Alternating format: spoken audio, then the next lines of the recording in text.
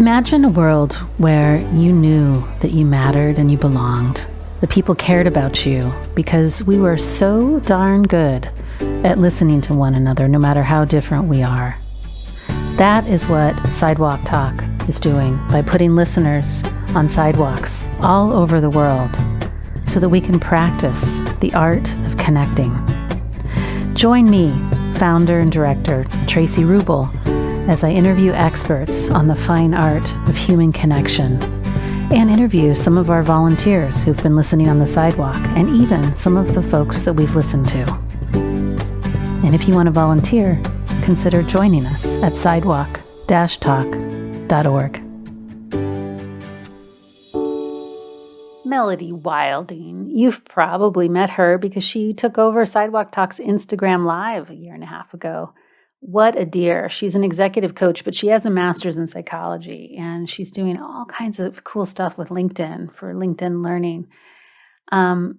She's written a book called Trust Yourself, Stop Overthinking and Channel Emotions for Success at Work. And she taught me a new phrase that I hadn't ever thought about, but I think it might be true of me.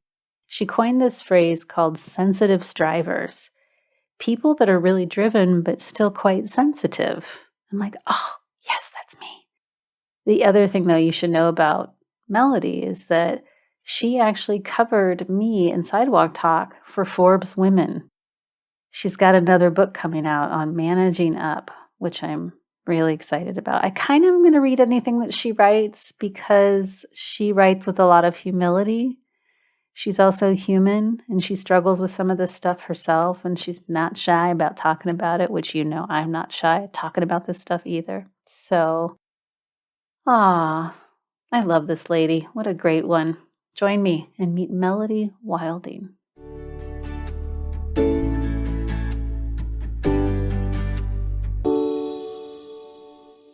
Melody, I feel honored to get to be in dialogue with you for a bunch of different reasons. One, I admire the clinical work that you do. You're an amazing writer. I love reading the things that you write for Forbes.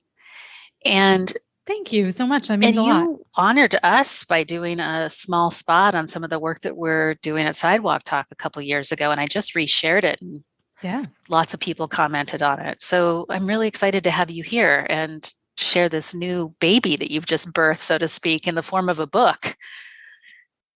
Well, thank you. And it was my pleasure to feature you on Forbes, because when I first heard about your work, my first reaction was, I need to speak to her for my column, because the work you're doing is so important. And just from a meta level, I mean, the change that you're creating in communities, but from a higher level, the skills that you are cultivating in people and culturally are teaching people to appreciate is what all of us need more of in our workplaces, in our businesses. And so that's why I wanted to really bring your work and your message to the Forbes audience. And I'm so glad we could do that. Well, thanks for fanning us a little bit. Now I get to return the favor because I'm totally into to trust yourself and everything that your book stands for. As I work with busy type A's, everything that you talk about is what I hear in my practice all the time.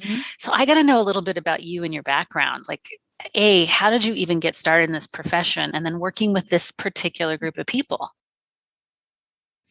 Yeah. So, I think really the book and all of my work has come about as most things do, I think, from my personal lived experiences and from my educational background, clinical work, as you were mentioning. So, by way of background, just some of the brass tacks, I have a background in psychology. So I ran a research lab that looked at the relationship between memory and emotion for some time at Rutgers University. And, I love psychology all of my life. I have been someone who is more sensitive, who is attuned, observant, perceptive to the world around them. Of course, when I was younger, I did not have the language for that and actually was very critical of myself for that. But those interests, that natural sort of aptitude led me into the field of psychology. And then from my research work, realized that I felt distant from the actual application. When you're doing research, you're in the lab, you're writing articles, but you don't really get to interact with people or see change on a micro level. And so after my research work, I went on to get my master's at Columbia in social work because I really wanted to get my hands dirty. I wanted to be helping people. And all my life, I wanted to be a therapist. That was kind of my dream and what I felt called to do. And social work was the path I took to get there. And so, that was kind of the professional backdrop to all of this. But on the personal side, as I mentioned, I all my life have been told and understood that I was more sensitive, empathetic than the people around me. I just really processed the world very differently. And luckily in my family, that was appreciated and celebrated. But, I did always hear from friends, from society, stop taking things too personally. Why are you, why do you take everything like you're overreacting? It's such a big deal. And so, also was very much a high achiever, that type A personality you were talking about, hard driving, live to exceed expectations in every way, quite a perfectionist, definitely a people pleaser. And so, I felt like I had followed the path to success that was laid out to me, the path that I think most of us think about, which is, be a good kid in school, get good grades, go on to a good school, get a good job, and then you're happy. It's kind of this formula for success, right? And so I had done all of that. I had earned high grades in school, graduated at the top of my class, went on to Columbia, as I mentioned. And then when I graduated with my master's, it was the right after the height of the Great Recession. And so in a very well-meaning way, I had mentors. The people around me were cautioning, social work is a very low paying field, as is being a therapist. So maybe, for financial security, maybe the right thing to do is to go into something that is more secure, like healthcare or technology, something like that. So, being the people pleaser that I am, I listened. I listened to that and I kind of squelched, put aside what my desires were, and went on. I started working for a very fast paced healthcare center in Manhattan. And it looked like I had it all. I'm sure as you find with many clients and people that you talk to on the sidewalk, that from the outside, you would never be able to tell that someone was struggling. In my case, I was accomplished. I lived in New York, which is kind of the pinnacle of success. I had this very promising career path, but on the inside, I was falling apart. So I was extremely frazzled. I was restless. I was depleted. I just felt like a shell of who I was. And I hit a really severe burnout, really to the point where I could not get out of bed on weekends. My hair was falling out. I was having heart palpitations. And rather than listening to my emotions, rather than seeing them as data trying to get my attention, I rationalized that I was just a failure. I was inadequate. Something was wrong with me because everybody else had it together and I didn't. And my solution to that was to keep pushing, to keep overcompensating, trying to work harder, trying to prove more. And I stifled that sensitivity within me. I squashed it down. I really felt like I had a mask on, like a performance. I only wanted people to see what I thought was appropriate for them to see, not the gentler, more vulnerable sides of me. And like I said, that really landed me in that very severe burnout. And it almost killed me. It really almost killed me. I thought I was going to have a heart attack. And that was the crisis moment. That was my low moment. That was the wake up call that I can't go on like this. Something really terrible is going to happen to me if I continue like this. And luckily, being a clinician, having that background, I had all of the tools. It was kind of staring me right in the face. I had this training of how to turn things around, how to set boundaries, manage my emotions, change my thinking. I just had to use them on myself. And so, my coaching work today came out of that time period because thankfully, on the side of my lab, my research center job in Manhattan. I had been coaching and working as a therapist to earn extra money on the side to pay off my loans. And I think you and I share a lot of overlap in the type of clientele we work with. And so I was working with very high achieving, career driven people and saw this constellation of challenges: imposter syndrome, self doubt, the people pleasing, perfectionism, over functioning, and really came to see that it fell into two patterns. It fell into a profound, sensitivity towards the world, as well as this striving side, this high achiever, pushing, want to be the best and grow yourself sort of side. And that's where, the genesis of the book really came about. And now flash forward 10 years, having done this work and really being able to distill those tools and the process that I take my clients to into the book.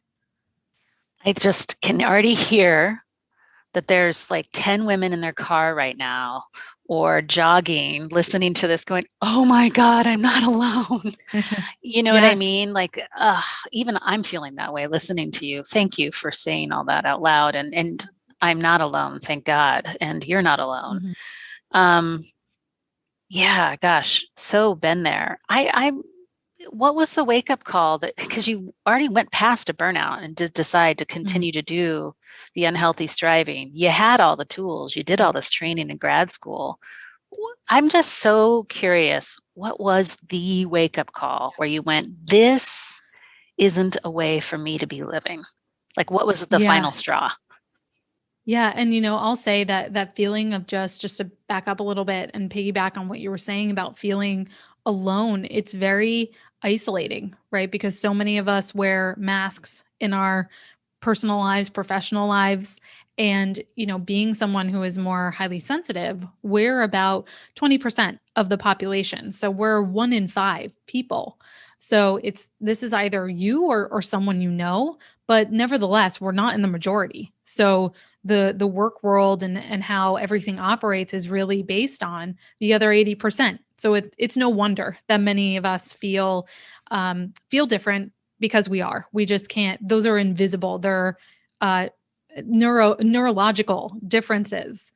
Um, but to get back to your question about what was really the breaking point for me, I tell the story in the book. The introduction is actually one of the times that stands out as the lightning bolt moment for me, which is, during this whole time period, um, I was at the age where many of my friends were getting married, and one of my best college friends, um, she was having her wedding weekend, and it was during a very busy time. I had a number of projects. I was working on things on the side. And I had told them I was going to go, and I was excited. All of my friends were going to be there. It was going to be this amazing weekend. And leading up to it, I had this battle, like this inner war waging within myself. One side was like, go have fun. This is such a great opportunity. You haven't seen everyone in such a long time. You need a break.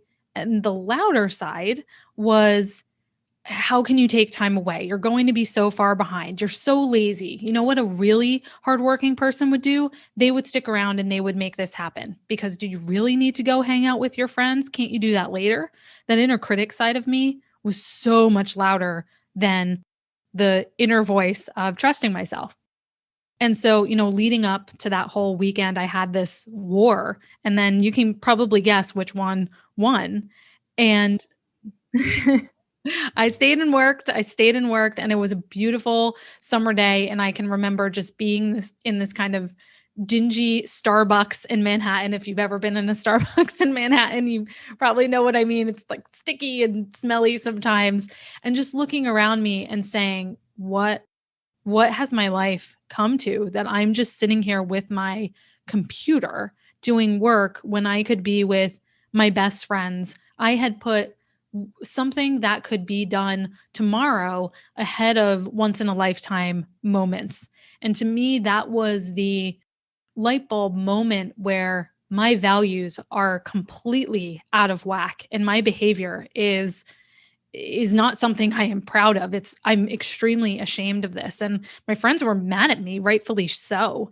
And in a good way, that was one of those light bulb moments, as was a time where, I could not get out of bed. And I just remember thinking, I'm going to have a heart attack and I could die and I could be young. And what would people say about me at my funeral? And that was very eye opening to me and just, unacceptable, completely unacceptable. And so those two moments really stick out and they were in close succession to one another, as really kind of the catalyst for the change. Mm.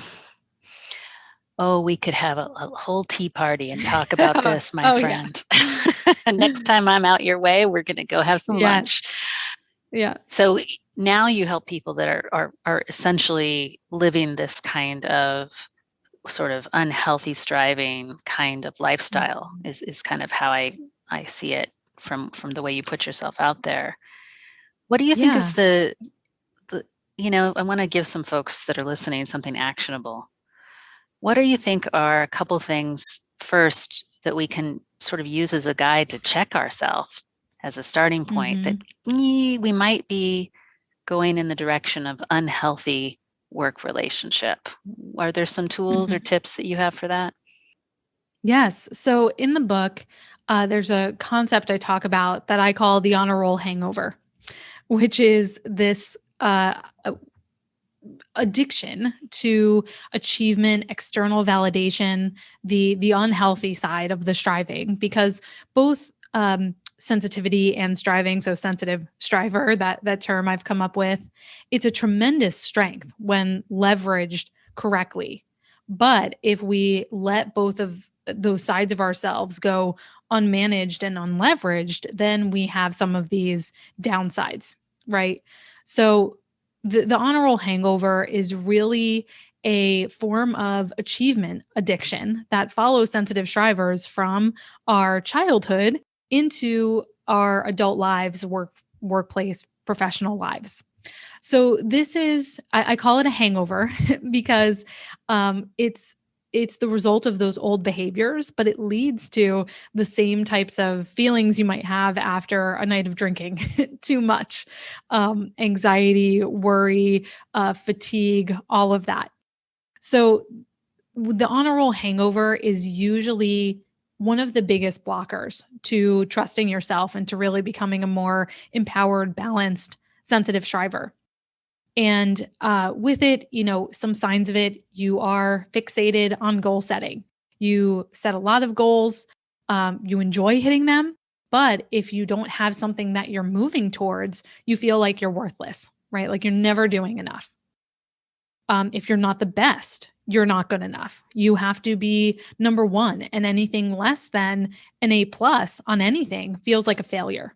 And I will oftentimes have clients literally say to me, I feel like I'm getting an F at work, or I'm not able to give A plus effort right now. We get so caught up, and that's the honor roll hangover coming through, loud and clear. You think there's one right way to do something. So you're very conscientious, but you get very caught on that sort of all or nothing thinking that there is only one right way that things need to be done. And you are probably not doing it the right way. um, you crave validation. So you crave gold stars, praise, um, any sort of external markers of your success and people telling you, patting you on the back that you're doing good work. And so there are three elements to the honor roll hangover, which you might pick up on in what I just said. But the honor roll hangover is really made up of three elements, which are perfectionism, people pleasing, and overfunctioning. So perfectionism is that trying to prove yourself. So not necessarily wanting to be perfect, because most very self-aware people realize that that's not possible. But perfectionism is really about emphasizing your weaknesses and underestimating your strengths. So with perfectionism, it's that preoccupation with feeling like you have to appear shiny, impeccable, on the outside so that no one sees how you're suffering within. So it's really characterized by that harsh self-criticism and judgment. And then we have people pleasing. So most people know people pleasing, but specifically in the workplace, it may look like going along with somebody else's idea, even when you don't agree with it. Um, Really, it's about seeking and having a strong desire for other people's approval and low regard for your own opinions and judgments. So you put everybody else's thoughts and feelings ahead of your own. And then last is over functioning, which is probably one of the biggest areas I work with clients on. And over functioning is really about taking on more responsibility than is yours. So as an overfunctioner, you may um, take on other people's work. You may be the one who swoops in to fix situations for your team or your family. You may cover for other people.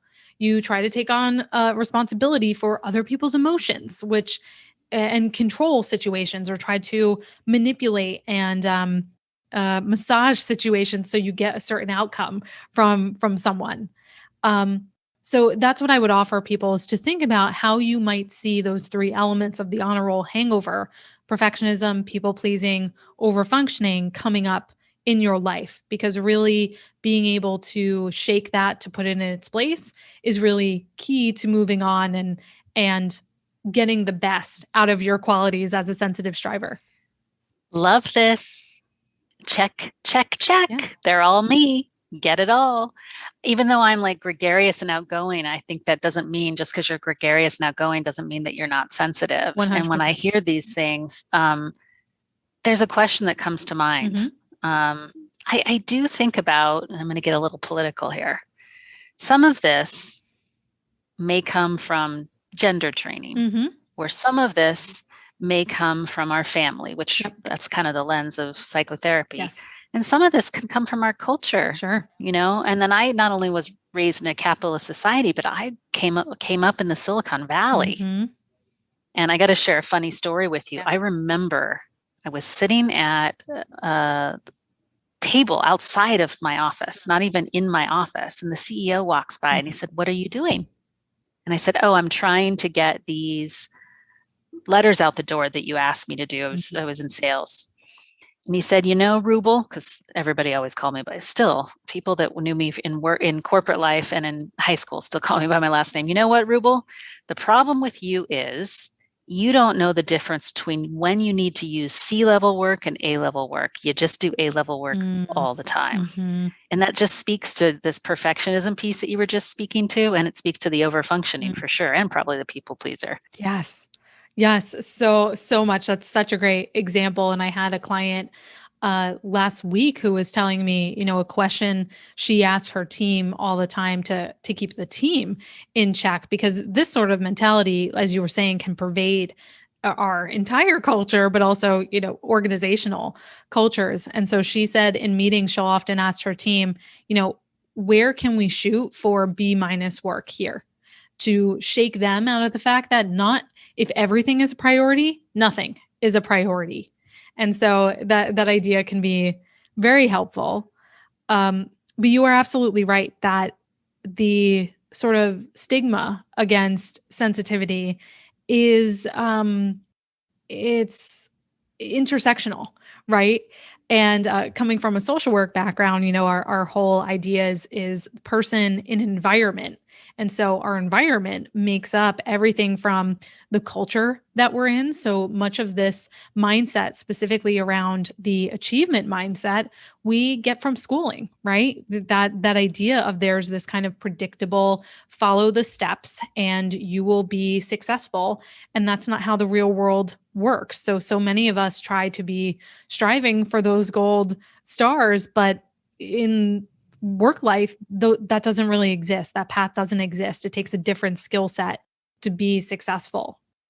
Also comes from the stigma of no one. Oftentimes people say to me, "Why did you use the term sensitive striver?" No one wants to be sensitive. And personally, I completely disagree with that. But I think it's because the term has carried such a negative connotation that we equate sensitive with being weak, fragile, overly emotional and reactive, right? And that's not the case. It's a very misunderstood term. And so I'm hoping, and I think much of your work with Sidewalk Talk is aimed towards this in terms of valuing those skill sets and actually infusing them back into our culture in positive ways. Oh, I like you have a platform to like let your activism cat out of the bag That's a right. little bit. I love that you're trying to get us to reclaim the word sensitive, Mm-hmm. because what you were talking about, your family supported your sensitivity, mine did Mm-hmm. not. And I remember, I don't know if you had to do this in grad school, but in my grad school, in our family systems class, you actually brought your family in, and Whoa. the lead therapist would do family therapy with your family Wow. in front of the class. And if your family couldn't come in because they weren't local, your classmates would call and do a 2 or 3 hour interview with the family member that they were going to role play. Oh my goodness. And I remember distinctly the thing that uh, my colleague who role played my mother said. She said, "Well, I was always hard on you because I just wanted to make sure that you were good and calloused Mm-hmm. because you were too sensitive."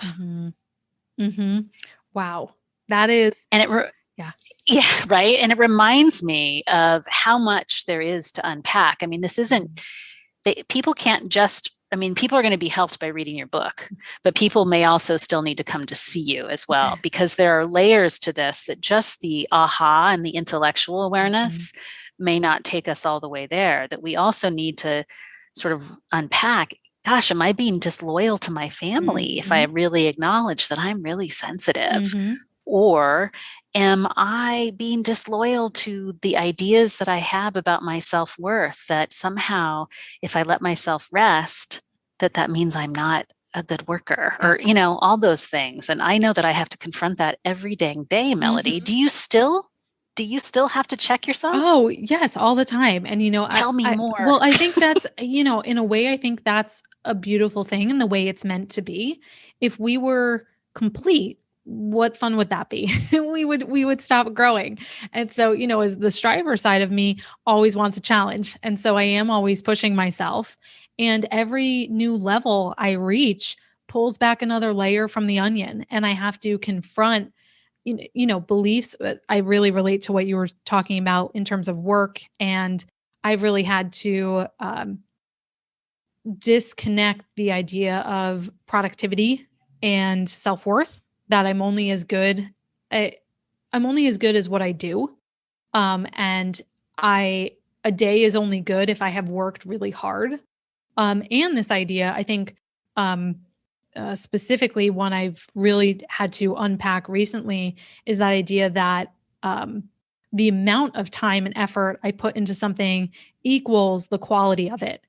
And sometimes especially as a person who is more intuitive, I wonder if you find this as well, that sometimes I can just get a download or something just clicks for me and I can do it in a short amount of time. And it's good work. I'm happy with it. It's high quality. It is going to make a difference and an impact for people. And sometimes I can spend 6 hours trying to force myself to do something, and it's not as high impact or as good. And so, really disconnecting that idea from butt and chair time is where the value is in work. I've really had to decouple those things, but as I continue to push myself in my career and in my business, it's new level, new devil. And you have to confront a new layer of those beliefs and different parts of yourself. You hit a new ceiling on on your limiting beliefs and what you have to look at. And so, absolutely, I still have to work through these things because every season of my life presents a new dimension of it, right? So I kind of like the challenge. Boy, there were some really fun quotables in that. New level, new devil. I love Mhm. that. Yeah, and I love this idea that mm,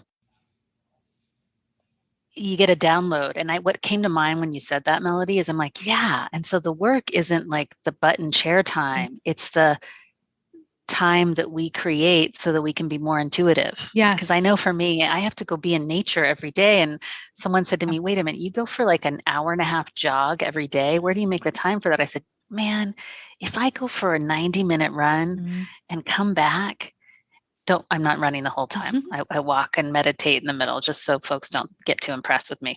But when I come back, I get my work done at lightning Yep. speed Yep. because I'm just in the intuitive flow. Mm-hmm. And that is classic. I'm gonna just assume you identify as a sensitive striver, and I know you're highly empathetic, and that is classic because we need processing time, right? We need processing space and time. And neurologically speaking, we're wired differently. If you look at research on the highly sensitive brain, we have more activation in areas related to mental processing. So our brains make novel connection. We see nuances. We spot opportunities that other people miss. We synthesize and are able to take in and process complex information more deeply, which is why on your run, you're having those great insights. And I can absolutely relate to that because this book took 5 years to come to fruition. And Oh, God bless you for telling the truth about how long it oh, took you to do that. yes. And, the first four of them were just wrestling with what I was trying to say. I had no idea what I was trying to say. I knew it was in there. When you have that feeling that something, the idea is there, but you can't quite articulate it and put your finger on it. I just wrestled with it for 4 years. I wrote 3 different versions of the proposal, threw them out. And finally, when I landed on this idea of being a sensitive striver, it was like everything coalesced. And within 8 or 9 months, had the entire book written.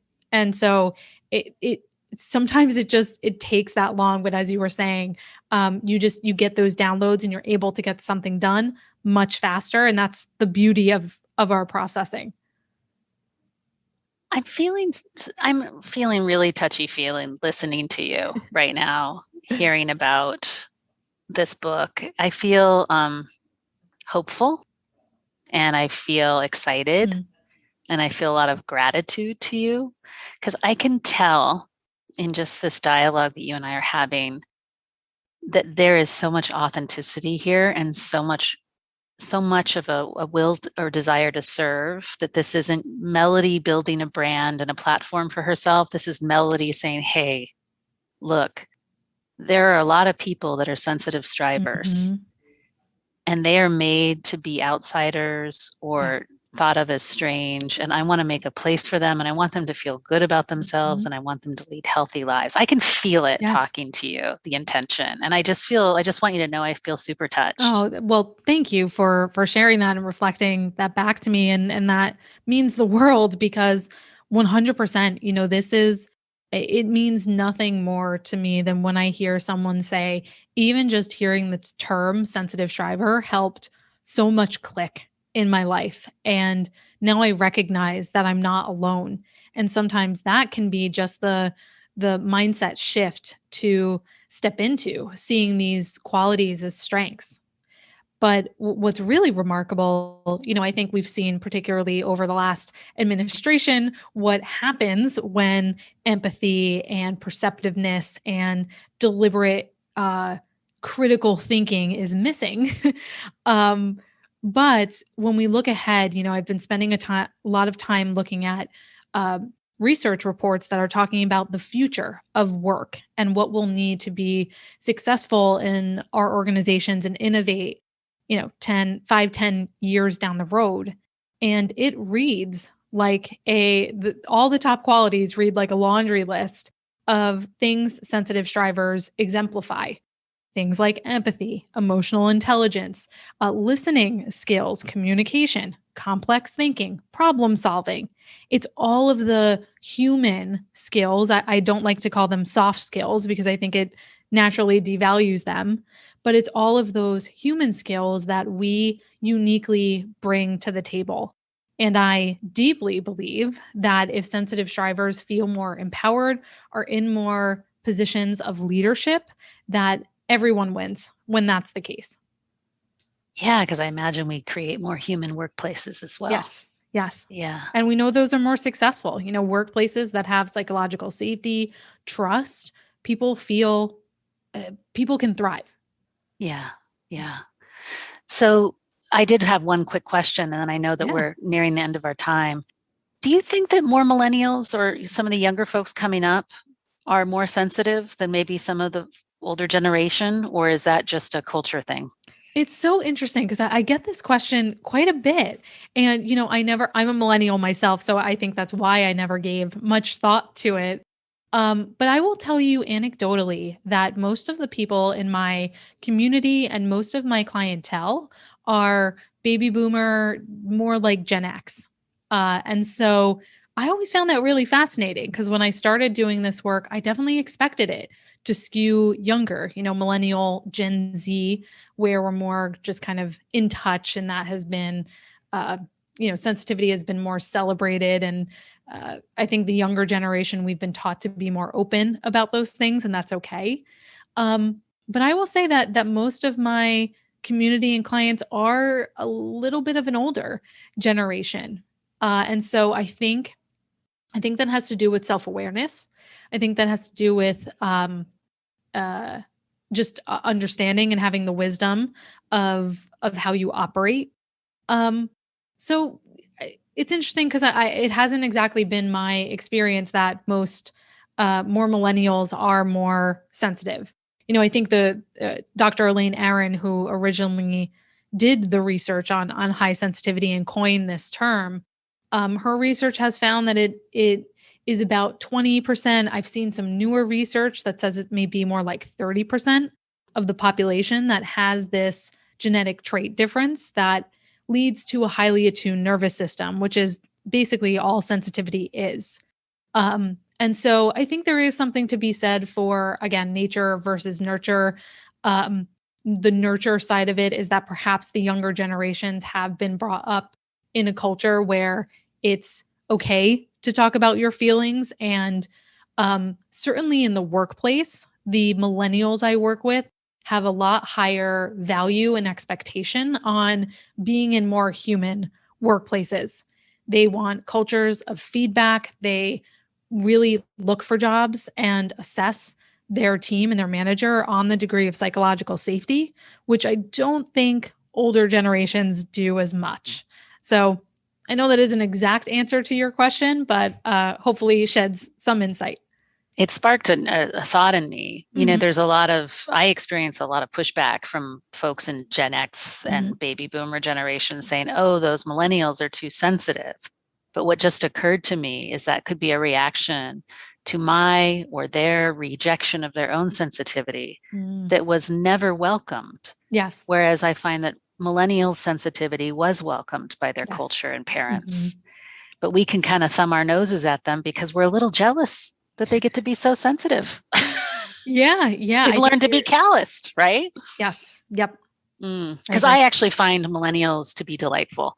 I think they've challenged my management abilities because Yes. it's not the staid way that I've learned to manage people. Mhm. But man, if there's a group of people that's going to change the world, it's going to be these folks. That's my feeling anyway. Hey, I will take that. I think that's a wonderful sentiment. That's how I feel. Yeah. So I know we're at the end of our time. And I said to you before we started that we have this fun little ritual that we do here as a way to sort of close our time together, Melody.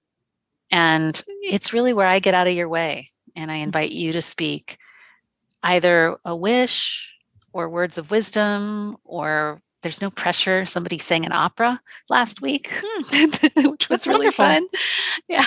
Um, Directly to the listeners that sit on sidewalks around the world. What would you want to offer to them or share to them? I would wanna share to them that you are not crazy for being so affected by everything around you. The fact that you are doing this work, that you are receptive and perceptive and empathetic to other people's needs is your superpower. And find other ways to lean into that fully and let that be your greatest strength because it's a gift to yourself and a gift to the world. I'm going to get that on a short reel. That was so good, Melody. I just feel so honored to have you here. And for everyone listening, Clearly, I'm going to have to go buy it. This is going to be one of the books that I'm going to have to buy in hard copy and lug back to the US when I move back from Germany. But of course, this one's going to have to be on the hard copy bookshelf. Trust Yourself is out. It came out May 4th, I believe, right? Or Yes, that's right. no. May 4th is when it's coming out, yeah? May 4th is when it's coming out. Yes. Okay. Star Wars Day. Is that Star Wars Day? Well, May the 4th be with you. So I'm hoping that's a good omen. Are you a Star Wars fan? Not that big of one, but every time I say it, I work with a lot of people who are. May the 4th be with you. Okay. That's right. So, but I think it's out on Audible now. I mean, not Audible, but Kindle now, no? You can pre-order it in any format. So hard copy, Kindle, audiobook, all of those are available. I'm going to be writing you a review. I'll tell you that much. It means a lot. Thank you. So, again, for those of you that are listening in, we'll have links to where you can get a copy of Trust Yourself and where you can follow Melody. And again, thank you so much for being here. It was a pleasure. It was all my pleasure. Thank you. Thank you for being here and listening to this episode of the Sidewalk Talk podcast. If you like what you heard, tell your friends, tell your family, like and comment on the podcast publisher that you're listening from, and subscribe. This will help us get the word out about changing our culture to one of connection.